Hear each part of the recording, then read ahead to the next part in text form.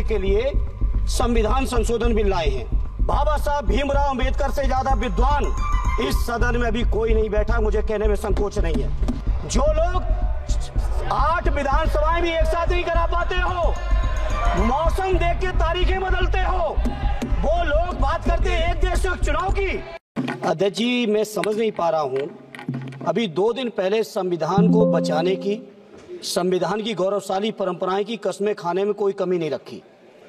2 ही दिन के अंदर संविधान की जो हमारी मूल भावना है, 2 ही दिन के अंदर संविधान का जो हमारा बेसिक स्ट्रक्चर है, 2 ही दिन के अंदर संविधान का जो हमारा संघीय ढांचा है, उसको खत्म करने के लिए संविधान संशोधन बिल लाए हैं।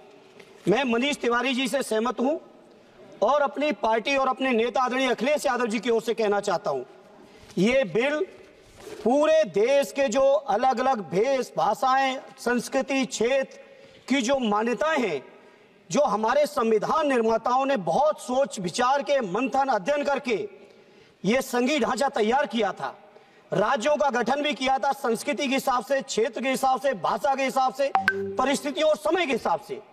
मैं नहीं समझता अध्यक्ष जी, मुझे कहने में कोई संकोच नहीं, उस समय के हमारे संविधान निर्माताओं से विद्वान, बाबा साहब भीमराव अंबेडकर से ज्यादा विद्वान इस सदन में अभी कोई नहीं बैठा, मुझे कहने में संकोच नहीं है। और ये संविधान की मूल भावना को खत्म करके कैसे तानाशाही के रास्ते निकाले जाएं, इसके अलावा कोई काम ही नहीं बचा है। आखिर ये मनीष तिवारी जी ने कहा, कई एक विधानसभा के चुनाव अगर कोई अविश्वास आता है, अगर बहुमत नहीं मिलता है, तो क्या पूरे देश का चुनाव कराओगे? पूरे देश का चुनाव कराओगे? और ये लोग एक देश एक संविधान एक चुनाव की बात करते हैं। जो लोग 8 विधानसभाएं भी एक साथ नहीं करा पाते हो, मौसम देख के तारीखें बदलते हो, वो लोग बात करते हैं एक देश एक चुनाव की। इसलिए अध्यक्ष जी, मैं अपनी पार्टी की ओर से, अपने नेता आदरणीय अखिलेश यादव जी की ओर से इस बिल का पुरजोर विरोध करता हूं और आपके माध्यम से देश के जनमानस से कहना चाहता हूं, ये भारतीय जनता पार्टी के लोग तानाशाही लाने के नित नए रास्ते लाते हैं। जो 8 विधानसभाओं का चुनाव एक साथ नहीं करा पाए, 4 राज्यों के चुनाव एक साथ नहीं करा पाए, वो पूरे देश की लोकसभा और सारे प्रांतों की विधानसभाएं एक साथ कराने की बात करते हैं। मैं पूछना चाहता हूं सरकार से, अगर एक प्रांत के अंदर सरकार गिरती है तो क्या पूरे देश की लोकसभा के चुनाव कराओगे?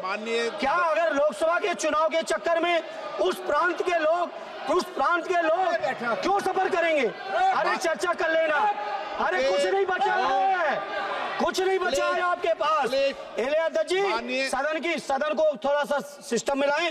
अध्यक्ष जी, आपसे अनुरोध है, आपके माध्यम से सरकार से अनुरोध है, जनता ने बड़ी उम्मीदों के साथ हम सबको भेजा है और हम सब लोगों की जिम्मेदारी है, ये संविधान विरोधी, संघीय ढांचे विरोधी, बेसिक स्ट्रक्चर विरोधी कई केसों की चर्चा की मनीष तिवारी जी ने, मैं उनके साथ जोड़ते हुए माननीय सर्वोच्च न्यायालय की भावनाओं के विरोधी, गरीब विरोधी, दलित विरोधी, पिछड़ा विरोधी, मुसलमान विरोधी, इस नीयत को वापस लो। ये अध्यक्ष जी, आपके माध्यम से मेरी आपसे प्रार्थना है। बहुत बहुत धन्यवाद।